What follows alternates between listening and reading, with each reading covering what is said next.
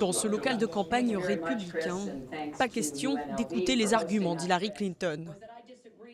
Ici, dans l'Ohio, région industrielle déchue, le discours protectionniste de Trump fait mouche. Je suis sans emploi, c'est la première fois depuis des années que cela m'arrive sur une longue période. Je n'ai jamais eu à faire appel à l'aide publique jusqu'à aujourd'hui. Il est le dernier espoir que nous ayons. Il est le dernier espoir de ce pays. Et comme Diane, ils sont nombreux à croire que l'homme d'affaires ramènera les emplois dans l'ancien poumon économique de l'Amérique. Selon les derniers sondages, Trump semble en passe de rafler les 18 grands électeurs de l'Ohio.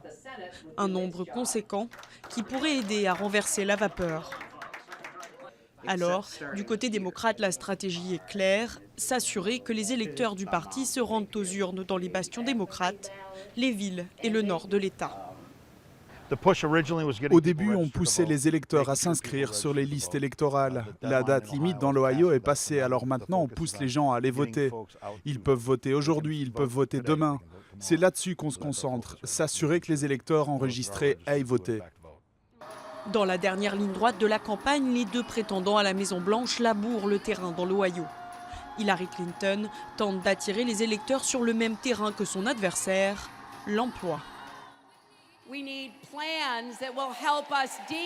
Nous avons besoin de mesures pour répondre aux inquiétudes et aux questions légitimes que les gens ont ici en Ohio. Je pense que c'est ce dont le pays a besoin aujourd'hui et c'est ce que je vais essayer de vous apporter.